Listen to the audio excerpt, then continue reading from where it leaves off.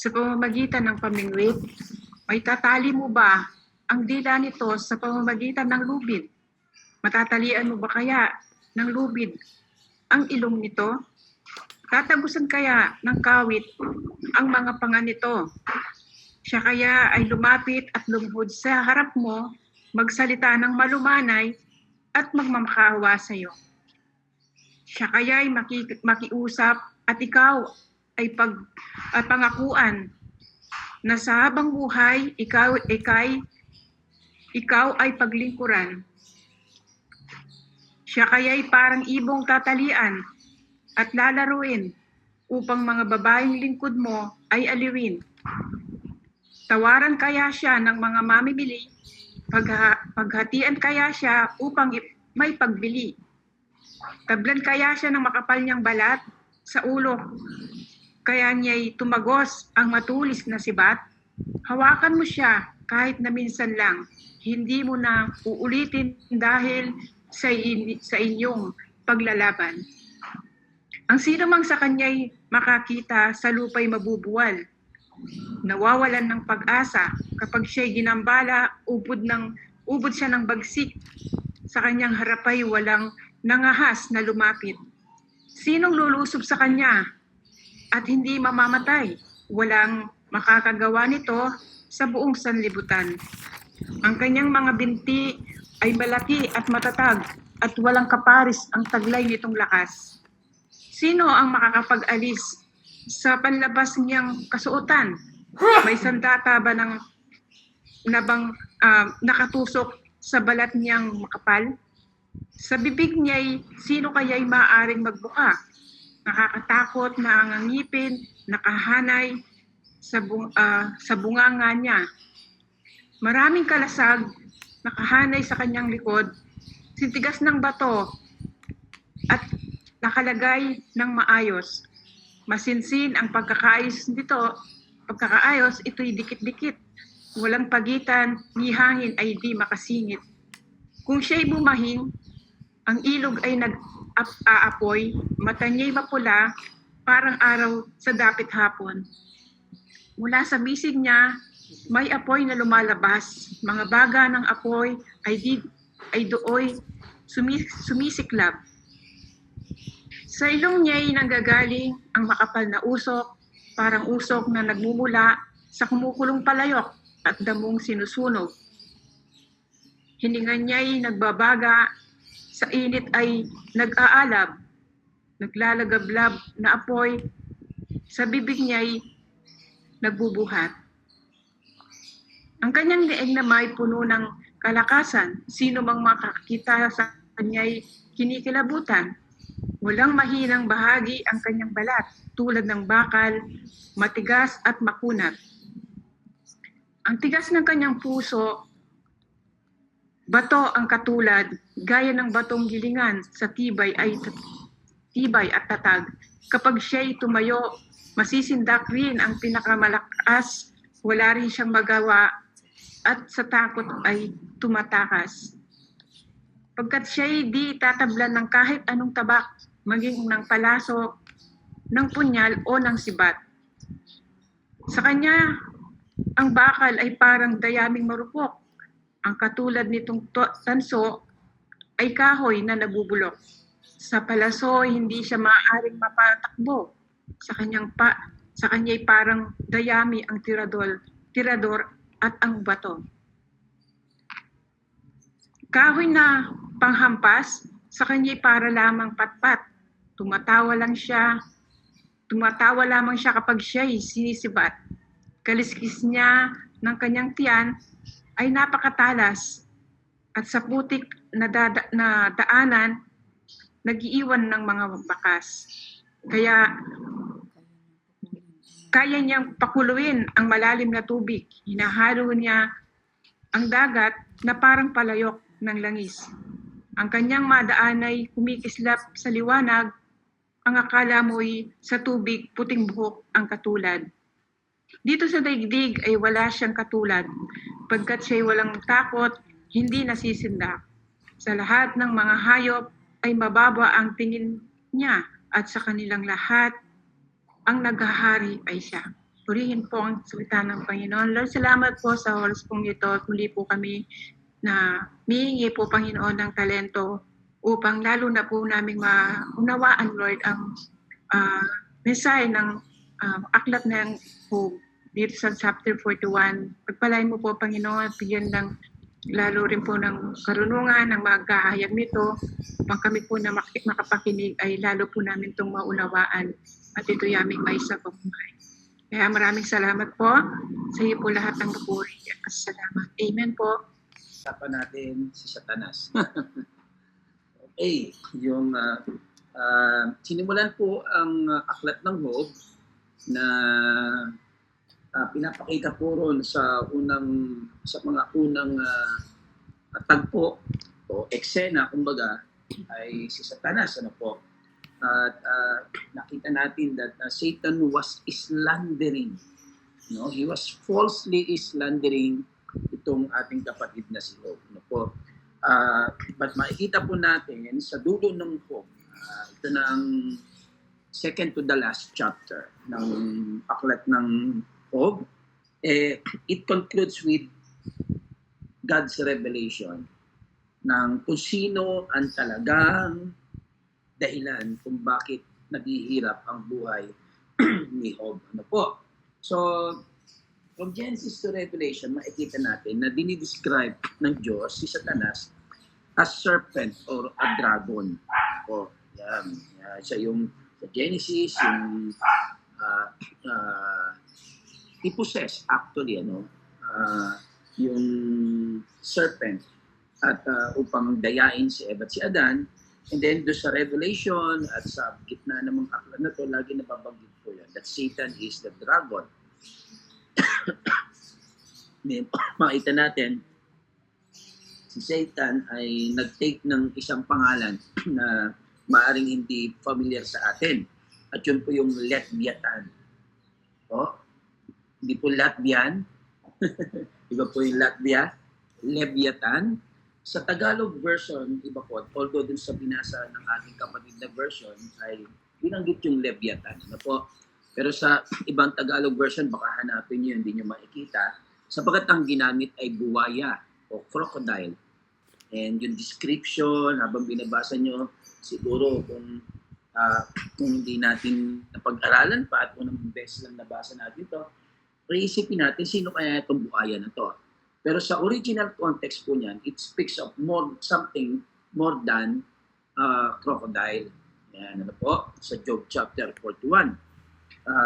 Kaya po, whether it is the dragon or whether it is yung buhaya, ano po, yung Leviathan yan, it speaks about Satan. Po? At sa description na ito ng God mismo, sa Leviathan na to, ay makikita natin ang mga karakter at yung ilang warnings patungkol warnings o mga paghahanda na nais ng Diyos, paghahanda na nais na dapat nating gawin. Ano po? God is warning us patungkol sa mga ginagawa nitong si Satanas. Okay? So, tingnan po natin sa mga naunang talata na ating pong binasa. Sa talatang 1 at 2, sabi po dito ay can you drag out Leviathan with a fish hook? Yeah, po pwede bang mabingwit natin, no, yung or ni Job, tinatanong ng God si Job, mahuhuli mo ba ang buwaya ng isang bingwit? O mailalabas mo ba ang kanyang dila ng isang panali? Makapaglalagay ka ba ng tali sa kanyang ilong? O makabubutas sa kanyang panga ng isang taga ng bingwit? So makita natin dito through reading between the lines, makita natin gaano katindi, katibay. Ano po? Pero dapat nating maunawaan, ano po, na may tinuturo sa atin ng Panginoon. No? At yung mga warning na ito ay dapat po nating bantayan. Sinimulan po namin nung Sunday yung serye, panibagong serye ng pag-aaral sa church. And we're talking about the spiritual warfare. Ang isa po sa pinupunto, mahalaga po sa isang labanan, kilala natin yung kaaway. Mahirap lumaban ng hindi natin kilala kung sinong kaaway. Kumisan, nadadali o nahihimalay, mga wala namang kinalaman doon sa away. Ano po? Yan. Kaya, ito pong si Satanas, ano po, makita natin dito na talagang yung atake niya, ano po, at yung kanyang panunungayaw o paninira, yung slander, yung attack sa mga Kristiyano, sa buhay ni Job, makita natin na without God ay hindi mapipigilan. Kasi trabaho ni Satanas yun eh. He is the accuser. Siya yung laging nagsusumbong sa Diyos.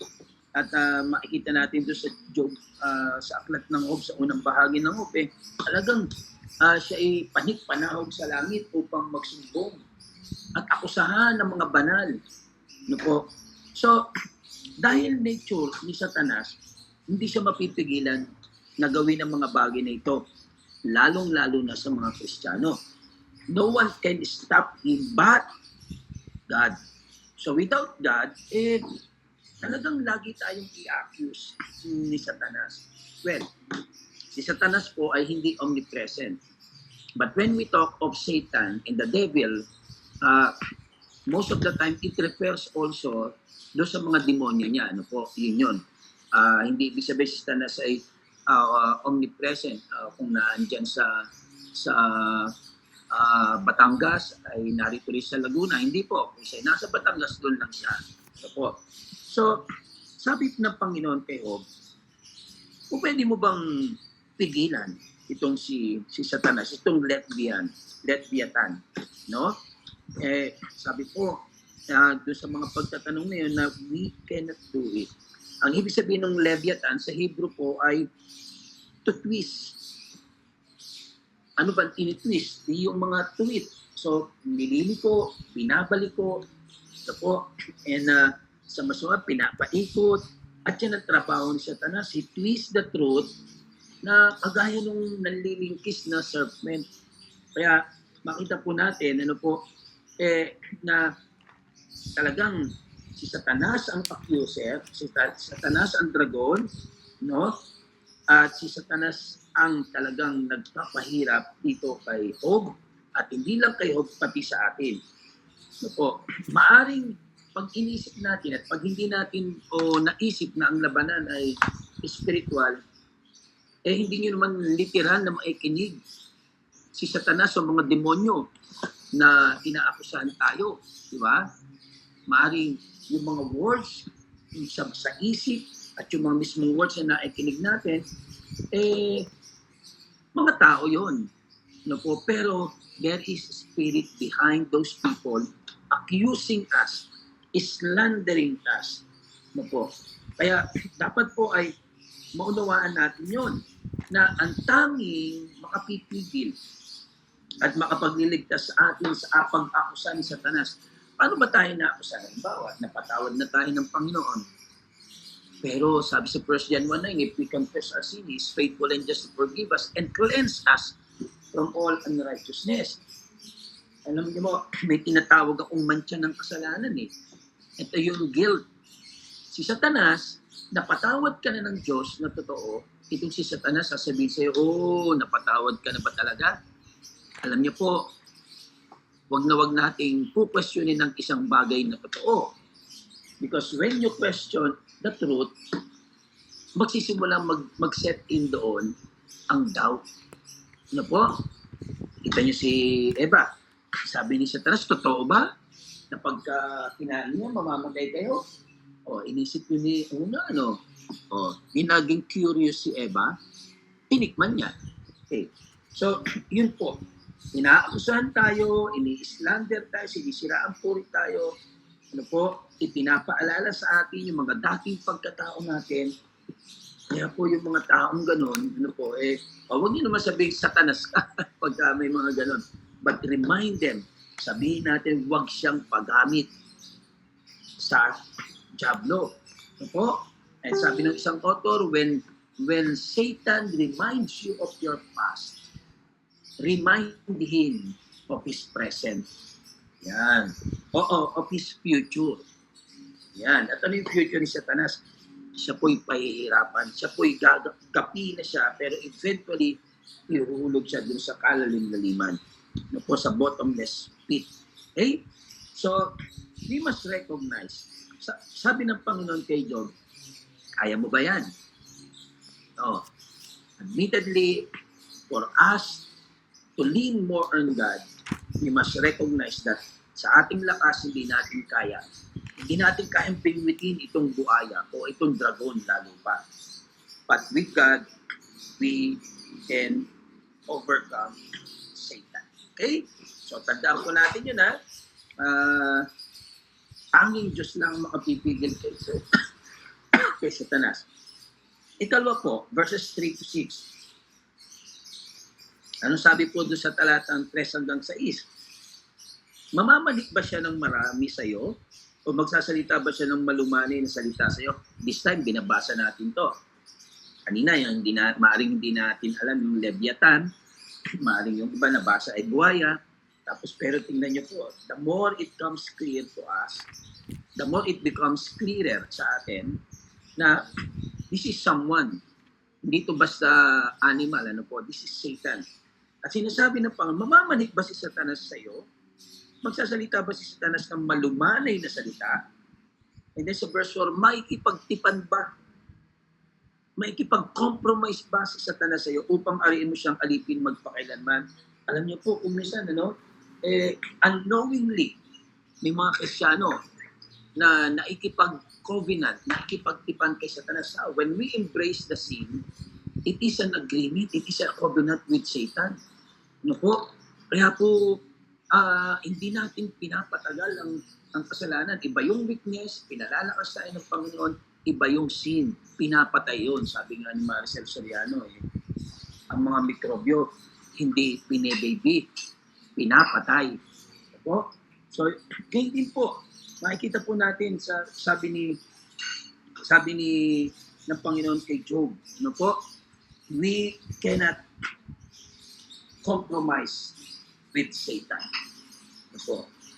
Huwag tayong maipag-compromise kay Satanas. Sabi ng Diyos kay Job, pwede bang magpag-strike ka ng deal o makipag-deal o makipag-covenant kay Satan? Hindi po. At hindi po pwede, lalo't ang mga Kristiyano. Sabi sa Korinto, sabi ni Pablo, walang paikisama si Baal sa tunay na Diyos. Walang paikisama kadiliman sa kaliwanagan. Kaya ang mga Kristiyano ay hindi rin dapat na ikipag-deal kay Satan or sa mga demonyo. Kita niyo po ngayon, ano yung mga literal na dealings nila. And very, very, sila ay very bold sa Hollywood and even sa Pilipinas. Meron ding mga ganun na sumikat lamang sila, na maging mapera lamang sila, na ikipag-deal sila kay Satanas. We do not do that. We cannot bargain with Satan. Bakit po? Sinungaling. Hindi tayo nakikipag-bargain sa isang tao na sinungaling. Hindi tayo nakikipag-deal sa alam na nating manloloko. Kaya nga po, maraming nai-scam, alam nang lolokohin, nakikipag-deal pa. Ano po? We don't do that. Ano po? So, we cannot have a covenant with Satan. Ang dapat na maipag-covenant tayo sa ating Panginoong Hesus lamang. It is a covenant that cannot be broken. When we say covenant, somebody is willing to die. Somebody is willing to die. And Christ did it for us. Para yung bagong tipan ng pakikipagkasundo natin sa Diyos ay ginawa po ng ating Panginoon through His death on the cross. Kaya purihin po ang Panginoon. We cannot trade or bargain with Satan. Ano po? Sabi doon sa talatang 6 ng Job 41, will the traders bargain for him? Will they divide him among the merchants? Naku, mahirap po yun. Makikipaghatian ako sa kahit konting kita, huwag lang doon sa maraming kita na kahati ko sa Satanas. O bakit maraming mga nakikipag-compromise? Corruption. Corruption is a covenant with Satan. O, yung mga pandaraya sa mga negosyo, sa mga dealing sa mga tao, that's a covenant with Satan. And we must not do that. Kasi po, tingnan niyo sa konteksto ni Job. Inatanong ng Diyos kay Job, maaari ka bang magiging mabait ba sa iyo si Satanas? Hindi, naku po, hindi po pwedeng maging mabait si Satanas. Si Satanas ay Satanas. Si Satanas ay Diablo. At hindi po pwede. Anong natural sa kanya? Ang natural sa kanya sa John 8:44 ay magsinungaling. Sabi ng Panginoon, kayo sa inyong amang Diablo, kung nagsisinungaling man siya, doon sa later part sa kanya, natural sa kanya. Kaya po, dapat po, no? It is not a choice when we, si Job, maaaring nag-o-offer si Satan sa kanyang isipan na dahil ang bibigat na nung nangyari sa kanya, Job could have thought na, ano kaya, parang hindi naman ako masyadong pahirapan. Yung mga ganun, ano po, kaingat po tayo. Minsan, dahil pagod na tayo sa mga temptation, sa mga pagsubok, minsan, dahil sa mga dinadanas natin, gusto na natin makipag-compromise. Dahil hindi ka makuha sa gamot, gusto mo nang pumunta sa ibang manggagamot, sa mga faith healer. That's compromise with the devil. Hindi ka na, kung ano-ano nang naiisip natin. But you see, tingnan nyo po, at least si Job, nakita natin, nanindigan siya sa kanyang pananampalataya at hindi siya nakipag-covenant, nakipag-bargain man lang, nakipag-trade kay Satanas. He stick doon sa kalooban ng ating Panginoon. So, tandaan po natin yun, na hindi dapat tayo nakikipag-compromise. Lalo tingit kay Satanas.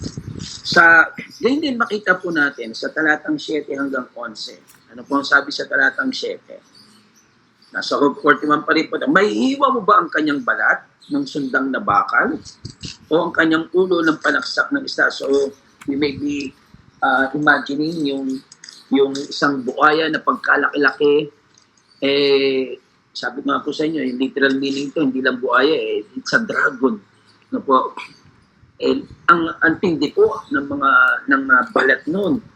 And then, ipatong mo yung kamay sa kanya, lalahanin mo ang pagbabaka at huwag mo nang gawin. Narito ang pag-asa riyan ay walang kabuluhan. Hindi ba malulugmok ang sino man, makita lamang yaon.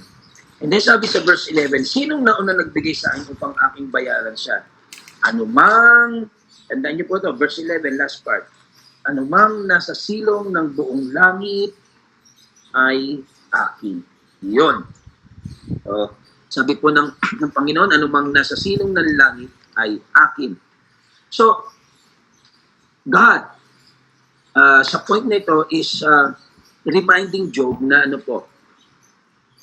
He is powerful. And He alone is powerful. At kung may kapangyarihan man, yes, may kapangyarihan si Satan. Ang kapangyarihan ni Satanas ay hindi may kukumpara sa kapangyarihan ng ating Panginoon. Why? Yung declaration ng Panginoon sa verse 11 sa last part, declaring na I own everything, it means everything. Lahat is under God. God is sovereign, and hindi po pwedeng ma-match yung kakayahan ni Satanas. Ano po? Sabi ng God kay Job, can you oppose him? Yan. Hindi, maaring walang magawa doon sa verse 7, sa tibay ng kanyang balat, minsan sa tibay ng mukha. So, wala po pwedeng makapanakit. No one can lay hand on him, referring to Satan. But be reminded, mga kapatid, kung sa tingin natin parang bibigay na tayo, kung sa tingin natin parang matatalo na tayo, yes, maiisip natin yun, but we should quickly rebound and remind ourselves na God is far more powerful than Satan. Amen po ba? He is far more powerful. Greater is He that is in us. Sabi sa 1 John 4, greater is He that is in us than he that is in the world. Na po, God is sovereign even over Satan and the entire universe. Kaya hindi dapat po tayo matitinag, maaring shaken, maaring sabi ni Paul ay knocked out pero hindi pwedeng ma-knock out. Ano po? Because God is sovereign. Because of that, if we will just put our place under Him, meaning if we submit to Him, then ang Diyos po ay ipakikipaglaban tayo. Ano po? When we walk with God, we will never fear. O hindi dapat tayo natatakot. Sapagkat alam natin na totoong naisin ni Satanas na sirain. Yung sabi sa John 10, John 10 na siya naparito upang magnakaw, pumatay at tumuksa. So, last Sunday, pinapaalala ko po sa mga kapatid yun, yung katotohanan na yun, na nung tumanggap tayo sa Panginoong Yesus, we got a personal Savior. Ito ba'y may Savior? Personal Savior. Pero dapat din nating maalala na we have a personal enemy. O, personal na kaaway. O, it may not be Satan, pero yung mga demonyo niya po ay galit sa atin, galit sa anak ng Diyos. But, ito sa verses 7 to 11, when God declared na He owns everything, He is instilling sa ating mga kaisipan, sa ating mga puso, that we need not to fear Satan. Oh, yan. So, ganyan din po, makikita natin, ano po, at tandaan nyo po, pinag-uusapan natin yung mga karakter ni Satan, at dito sa pagdi-describe ng God Himself, dun sa Leviathan na to, o yung buhaya, o yung dragon, ay ipinapakita ng Panginoon kung gaano katindi ang ating kaaway. Pero, nakikita rin naman natin kung gaano ka-sovereign ang ating Diyos. Ano po? Verses 12 to 17. Verses 12 to 17. I will not conceal His parts. Hindi ako tatahimik tungkol sa kanyang mga sangkap ng katawan, hindi sa kanya ng dakilang kapangyarihan. O God Himself is telling Job na makapangyarihan itong si Satanas. Great power. Hindi sa kanya mga mainam na hugis. Sino makapagdilitaw na karayagan ng kanyang mga damit? Sino makalalapit sa kanyang magkasiping pangil? Sino makapagbubukas sa mga pinto ng kanyang mukha sa palibot ng kanyang ngipin ay kakilabutan? Ano po? Ang kanyang mga matibay na palikpik. Yan. You see, mukhang sa tingin natin, dahil nasa isip natin si Satan, walang maganda rito eh. Pero kita mo, kung titingnan lang natin, dinidescribe ng Panginoon. He was describing kay Job kung sino si Satan. And we will find beauty dito. At yung beauty na yon, ano po, ang naging dahilan kung bakit bumaksak si Satan. Yung masyado siyang GGSS. Ano ba yung GGSS daw? Kung saan yan yung GGSS? Gandang-ganda sa sarili. Hindi tayo nangyayon sa sarili. Ano, yun. And naging pride na ni Satan yun. And God was reminding Job na yung pride na yon ang naging dahilan kung bakit napahiwalay si Satanas sa presensya ng Panginoon. Siguro naman po alam na ng bawat sa nararito na si Satanas ay dating tagalangit. May po? Siya po ay dating tagalangit, siya ay si Lucifer, pero dahil hindi ko alam kung nanalamin siya o ano, eh nakita niya ang kagandahan niya, yun ang nagsimula ng pagbaksak niya. Nagkaroon siya ng pride, no po, at yun yung dinidescribe ng God dito sa verses 12 to 17, no po.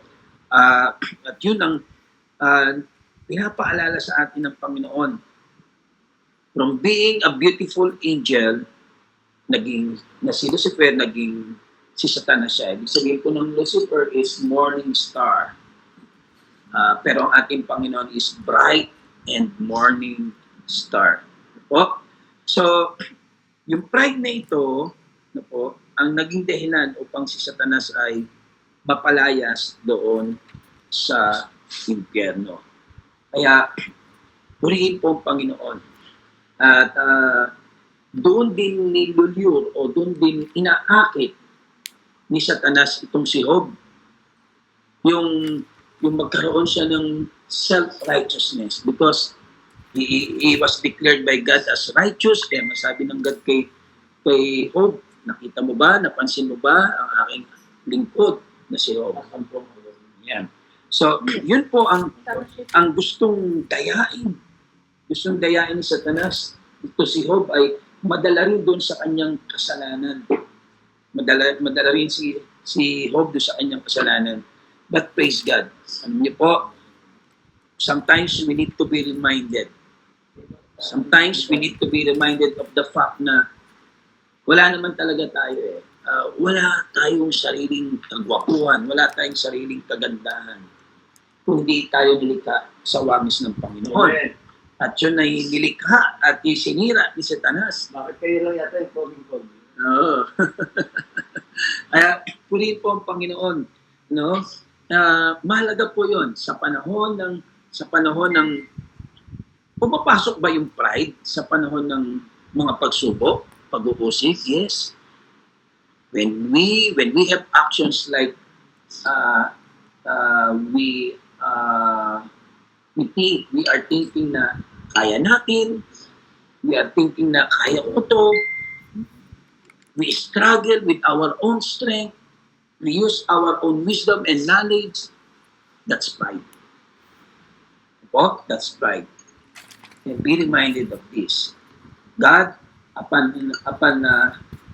telling Job na si Satanas, na-imply dito sa verses 13 to 17 na si Satanas ay kaya nawala sa langit ay dahil sa pride niya, ganun din po tayo. Upang hindi tayo mahiwalay sa kalooban ng Panginoon, we will always recognize that apart from Him, we can do nothing. Apart from God, wala tayo. But with God, through His Son Jesus Christ, Philippians 14 says that we can do all things through Christ who strengthens us. Kaya, mahalaga po yun, no? If God allowed yung mga persecutions and trials sa buhay natin, kung inalaw yun ng Panginoon, may layunin siya. At ang God hindi na-fulfill yung goal na yun ng God sa atin, magpapatuloy ang mga pagsubok, magpapatuloy ang mga persecution. God could allow in His sovereign power, He could allow even Satan para lang makita yung glory ng God sa buhay ng bawat isa. So, kaya purihin po ang Panginoon. Dahil nasa labanan tayo, sabi doon sa Amos 6:1, I use this as an introduction nung last Sunday, sabi doon sa Amos 6:1, Wait lang. sa aba niya na nagwawalang bahala. Sa aba niya na nagwawalang bahala. Ang hirap po nung hindi mo pala alam, talo ka na. Dahil hindi mo alam na mayroong labanan. So, tandaan po natin, sa verses 18 to 21 naman, makikita natin na kung hindi tayo mindful, kung hindi tayo alert, kaya sabi ni Apostol Pedro, maging mapag-antabay tayo sapagkat ang ating kaaway ay tulad ng isang liyong umuungal na laging naghahanap ng masisila. And if we are not aware of this fact, wala. Paglalaro lang tayo ni Satanas pamagitan ng kanyang lies and deception. Sabi sa verses 18 to 20, no? Sabi po rito, ang kanyang mga bahin. Yan. Nakakita na ba kayo ng buhaya na bumabahin? O mas makita natin yung, mas mapipicture siguro natin yung dragon na bumabahin. No? Yung lumalabas yung apoy sa nostrils niya. No? Kaya mas maraming naniniwala na ang dapat translation dito is not buhaya, kundi dragon. But anyway, ito si Satanas. Ang kanilang mga bahin ay kumikislap ng apoy at ang kanilang mga matay gaya ng mga bukang liwayway kong umaga. Mula sa kanyang bibig ay lumalabas ang nagliliyab na sulo at ang mga alipatong apoy ay nagsisilabas. Mula sa kanyang mga butas ng ilong ay lumalabas ang puso na gaya ng isang kumukulong talyasi at nagniningas ng mga talahib. Ang kanyang hinga ay nagpapaningas ng mga bagat at isang alab ay lumalabas sa kanyang bibig.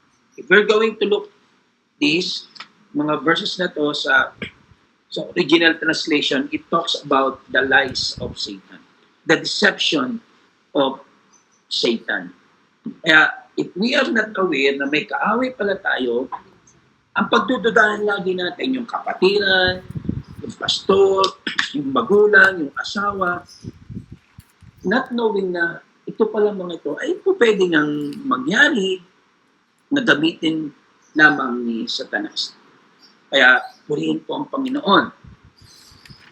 Hindi lamang dapat tayo aware sa mga schemes ni Satan, sabi doon sa Ephesians, kundi lalong hindi natin dapat gamitin ang mga tools na ito ni Satanas. At ano po yung lies at yung deceit o pandaraya. Ano po, sabi sa awit 2:72, lying lips are an abomination to the Lord. Yan. Yung daw mga sinungaling na labi po ay abomination o isang bagay na karumalduman sa harapan ng ating Panginoon. Yung kasunod na bahagi ng but those who deal faithfully ay delight naman ng Diyos. Yung tapat pala ay kinalulugdan talaga ng Panginoon. It is God's delight. Kaya po, maging aware tayo, yung verses 18 to 21, God is telling Job and us now na tayo ay maging mapag-antabay sa mga deception, sa mga kasinungalingan ni Satanas. At huwag din natin gagamitin sa dealings natin sa kanina mong tao. Ano po? Kaya siguro hindi ako masyadong magaling na, hindi naman siguro lahat ng networker. Kung saan yun, ano po. Pero alam naman natin, pagka may totoo, merong fake. Kaya may fake dahil may totoo. Ano po. So yun naman ganun lang po yun. Nabasa ko agad, bata pa ako, nabasa ko agad, flattering lips, ayaw ng Panginoon yung nambobola. Ang pogi-pogi mo, yung pala mangungutang lang, kaya gano'n. Pogi yun talaga. Yeah, ano po, meron din naman nagsasabing ang pogi-pogi mo para balikan mo rin na ang pogi mo rin. Gusto mo yung palaway. Yan, ano po. So, never use the enemy's tools. But ano po yun? Lies and deceit. Verses 22 to 31. Yan. Basahin ko lang ilang bahagi. Dito naman po binasa natin kanina.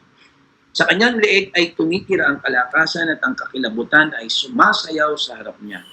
Ang mga kaliskis ng kanyang laman ay nagkakadikitan na nagtutumibay sa kanya, hindi magagalaw. So ano pong sinasabi rito? May yung sabi natin kanina, may power, but you see, Satan can still cause those who fail to depend upon God to feel fear. Bakit tayo natatakot? Bakit tayo natatakot? Kapag pakiramdam natin, hindi natin kasama ang Diyos.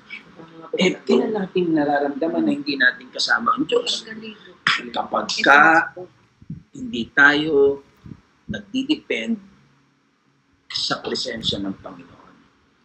So, dito sa talatang 22 hanggang 31, Satan can still sow, pwedeng ano yun, maglagay ng takot sa ating mga puso if we will not depend on God. Alam niyo po, yung takot, okay lang naman lahat ng mga emotions. Pero pag sumobra, doon na nagiging masama. Ano po? Kaya, binanggit ng Panginoon kay Job, yun mula sa 22 hanggang sa 31. Ano po? He laughs at the rattling of the javelin. His underpants are like sharp pieces of pottery. He spreads out like a threshing sledge on the mud. Ano po? He makes the depths boil like a pot. He makes the sea like a jar of ointment. So, ang lakas talaga nito si Satanas. May kapangyarihan talaga itong si Satanas. But praise God, we should not fear because God can send angels to protect us. Naalala niyo yung labanan ng mga Israelita, no? Sa Exodus chapter 14:19, na sila'y takot na po sila. Pero nung sila'y tumawag sa Panginoon, God delivered them. At naalala niyo rin yung pangako ng Panginoon sa awit 34:7, the angel of the Lord encamps around those who fear Him. So dapat natatakot din tayo, hindi kay Satanas, pero sa Diyos. Ang anghel ng Panginoon ay nakapalibot sa kanila na natatakot sa Diyos at inililigtas sila. So tandaan niyo po yung labanan na nakukubkob na yung mga soldiers and yung mga warriors ng God dahil napakaraming kalaban. Pero when their leader prayed, binuksan ng Panginoon ang kanilang mga mata at nakita nila nakapaligid din yung mga angels. Why do we fear? Bakit pumapasok sa puso natin yung takot? When we feel that God's presence is not around. It's not with us. Pero hindi po laging mahagilap ng damdamin natin o ng nararamdaman natin ang presensya ng Panginoon. Kahit wala tayong nararamdaman, o kahit negatibo pa ang ating nararamdaman, dapat yung katotohanan ng salita ng Diyos ang ating sinasampalatayanan ng Diyos ay hindi nagpapabaya sa kanyang mga anak. Amen? So, He will be just testing us. Ano po? Gusto ko yung footprints in the sand. Ano po? At yung lumalakad yung isang Kristiyano, masarap ang buhay niya, nakita niya doon sa dagat, sa buhangin, dalawang sets ng footprints ang nandoon. Tinanong niya ang Panginoon, sabi niya, Lord, salamat po. Sino ito po ba kayo? Yes, ako yan. Anak. So lakad sila. There are two sets of footprints. No. Pero, biglang dumilim yung paligid, nagkaroon ng bagyo. Pasuyo po ng mic. Nakita ng Panginoon, o nakita ng kapatid, iisa ng set ng footprint. Ang bilis ng isip ng kapatiran at sabi niya, Lord, bakit kung kailan may bagyo, kung kailan madilim, bakit nawala ka? Yun agad ang kanyang hinuha na nawala yung Panginoon. Pero hindi po. Sabi ng Panginoon, anak, yung isang set ng footprint na nakikita mo ay hindi sa'yo, kung hindi sa akin. Sa panahon na madilim at mabagyo, buhat-buhat kita. Yun ang sabi ng Panginoon. Hindi talaga po ako magaling magkwento. Pero yun ang ibig sabihin po noon. Akala lang natin, we fear because we cannot see anything na maaaring magpaalala sa atin ng Panginoon. And sometimes, when fear sets in sa ating mga puso, nandun yung doubt. Patandaan po natin, sa panahon na madilim at sa panahon na may bagyo, buhat-buhat tayo ng ating Panginoon. So, we don't need to fear. Opo? So, yun. Then, verses 32 to 34. Yan. 32 to 34 na po tayo. Last verses to. Kanya pinasisilang ang landas sa likod niya, aakalain ng sinuman na mauban ang kalaliman. Yan.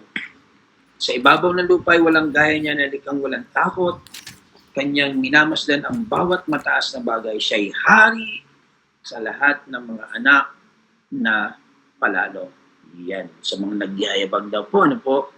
So, dito po, makikita natin na dinadala ni Satanas yung mga proud, yung mga palalo, yung mayayabang, yung mga nagmamataas, and those who are rebellious away from God. Tandaan po natin, yan at yan lang ang magiging goal ni Satanas. Kaya nga, hindi dapat tayo matakot, hindi dapat tayo nakikipag-covenant with Him, sapagkat ang layunin niyan ay tayong maihilayo, mapawalay sa presensya ng ating Panginoon. So, winawarningan ng Diyos na itong buhayan na to, itong dragon na to, ay may kakayahan, may kapangyarihan to lead yung mga namumuhay sa kadiliman at yung mga nagmamataas na madala sa isang pamumuhay na hindi ayon sa kalooban ng Panginoon. Minimislead niya ay maraming nation, sabi ng salita ng Diyos. Ano po? Upang ito po, kung meron mang nag-isip nung pasabihan na misery loves company, ito po siguro ay ang author ay si Satanas. Dahil ayaw ni Satanas na siya lamang ang maghirap do sa imperno, no po, sa lake of fire, gusto niya may kasama. And dapat po, the more na, kung ito'y titingnan natin sa kalalagayan ni Job, siguro iniisip ni Job, dapat lang talaga akong magpakatibay. Dapat lang talaga akong magpakatatag.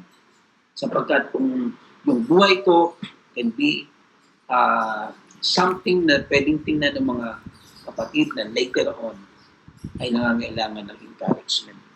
And even ng mga unbelievers na makakabasa, makakaaral, kita niyo po, ilang buwan na natin itong pinag-aaralan itong Job. Po? So, kung ito ay 42 chapters. So, that is 3 times a week. 14 weeks na po tayong nag-uusap-usap dito. And yun, 14 weeks na yun, mahigit ng 3 buwan. Kaya bukas tatapusin natin ito aklat ng on Thursday pala po. Po? Pero, going back, tayo nga, sa 3 buwan na ito, naniniwala po, walang hindi napagpala, walang hindi napatibay. Walang ang itiningin na, bakit kaya ang mga lingkod ng Diyos pinahihirapan at pinapayagan ng Diyos na ganun-ganun ni Satanas. Walang ganun nag-isip sa atin. I'm sure, wala po. And alam natin ngayon na when these things happen to us, inaalaw lang yun ng God upang ang mga nag-rebelde at ang mga nagmamata sa Diyos ay magpakumbaba na walang higit na makapangyarihan kundi ang ating Diyos na buhay. Amen po. Kaya purihin ang Panginoon sa araw pong ito and nawa ay ating pong ma-recall ang mga kaisipan na ito na itinuturo sa atin.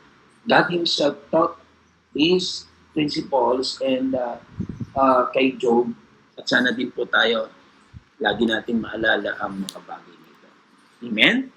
Kahit po'y manalangin, salamat aming Panginoon sa iyong pag-iingat, sa iyong pagbibigay ng karunungan, sa paggabay niyo po sa amin as we read and study and listen to your word, Father God.